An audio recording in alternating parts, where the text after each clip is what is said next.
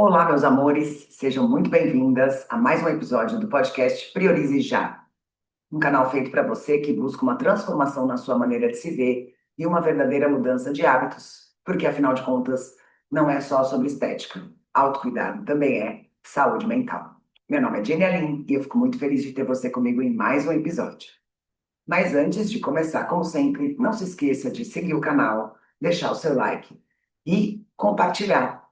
Porque esse é o nosso canal de troca, de reflexões e motivação sobre saúde física, mental e emocional. Aqui na descrição você encontra todos os links para o meu canal no YouTube, no Spotify. E se você ainda não me segue no Instagram, o link também está disponível aqui. Vamos bater um papo. Quantas vezes você já se pegou dizendo, naquela época eu era mais magra, antes de ser mãe eu tinha mais tempo para mim, queria voltar a ser como eu era. Mas deixa eu te fazer um convite hoje diferente. E se, ao invés de tentar voltar a ser quem você era, você se permitisse descobrir quem está nascendo agora?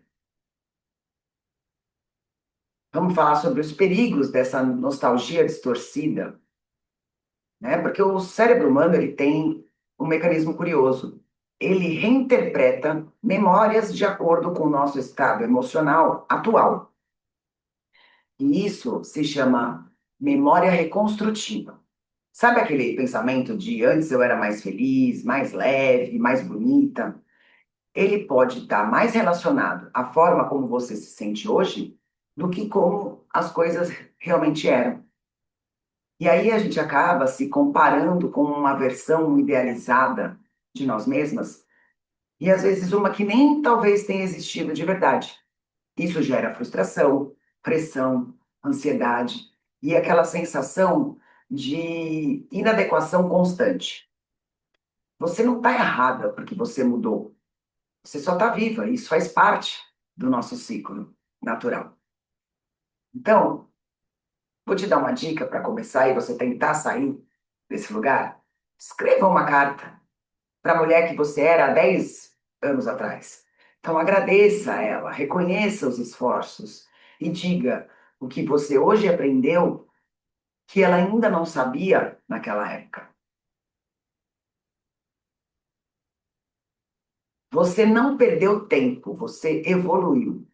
Muitas mulheres me dizem: perdi meu tempo cuidando só dos outros. Ou, se eu tivesse começado antes. O que a neurociência nos mostra é que o cérebro está sempre aprendendo e se adaptando. O nome disso é neuroplasticidade. Ou seja, cada fase vivida, inclusive as mais desafiadoras, constroem conexões importantes.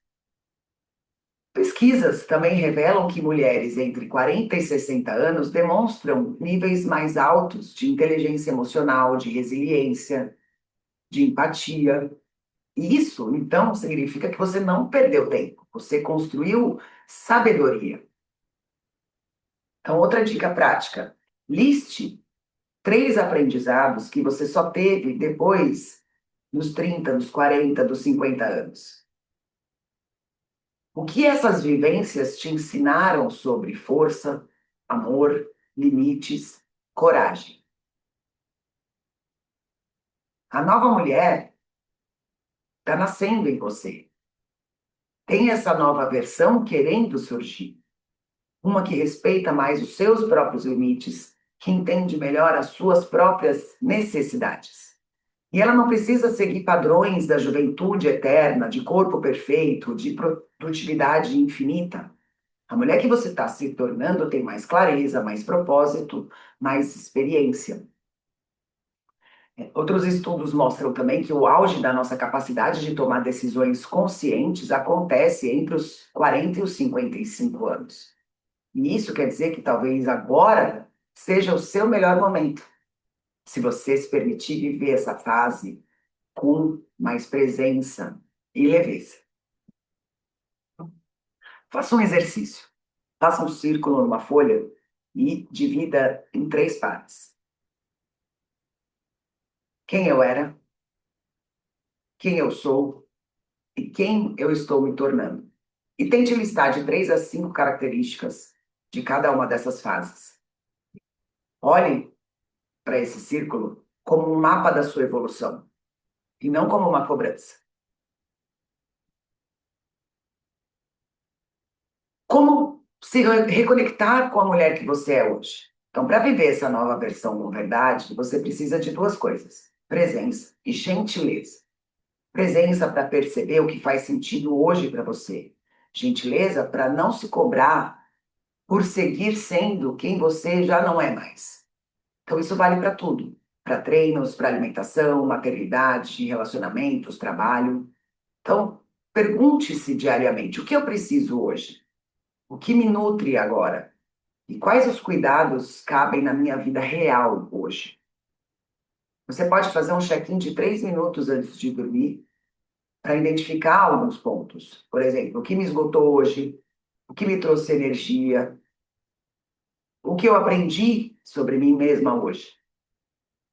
Tá? Porque muitas vezes a gente pode se pegar pensando em algumas dessas frases aqui. Por exemplo, depois dos 40 é impossível ter o corpo de antes. Depende. Cada corpo é único, cada corpo responde de uma maneira, por N fatores, né? Então, eu falei sobre isso em um episódio sobre os diferentes tipos de corpos. O corpo ele vai mudar com a idade, mas com o treino adequado, uma alimentação inteligente, cuidado com o sono, com o estresse, é possível você ainda conquistar força, saúde, emagrecer. Só que um outro foco, não o foco na estética.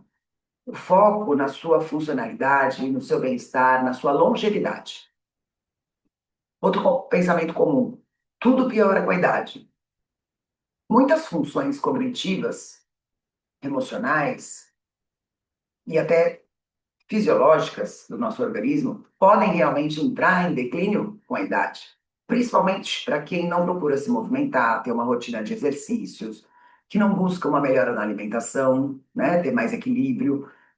Então, o que você realmente precisa é se adaptar a essas expectativas e criar estratégias para que você realmente continue evoluindo e buscando um melhor futuro para você lá na frente, com mais saúde, com mais liberdade, com mais independência. Outro pensamento recorrente, muito comum, é: se eu não voltei ao meu peso de antes, é porque eu fracassei. Gente, o peso não é o único e nem o melhor indicador de saúde. Composição corporal, nível de energia, autoestima, sono, humor, também contam. E contam muito mais, às vezes, para uma vida mais ativa, mais equilibrada, mais plena. Então, parar de ficar sempre naquela coisa da balança. Porque, às vezes, principalmente para quem começa a praticar exercícios, ou para quem já pratica, para quem mudou ali um plano de treino, às vezes essa mudança no peso, ele está ligado a um ganho de massa muscular. Você pode estar com uma maior retenção de líquidos, dependendo da alimentação que você teve no dia anterior.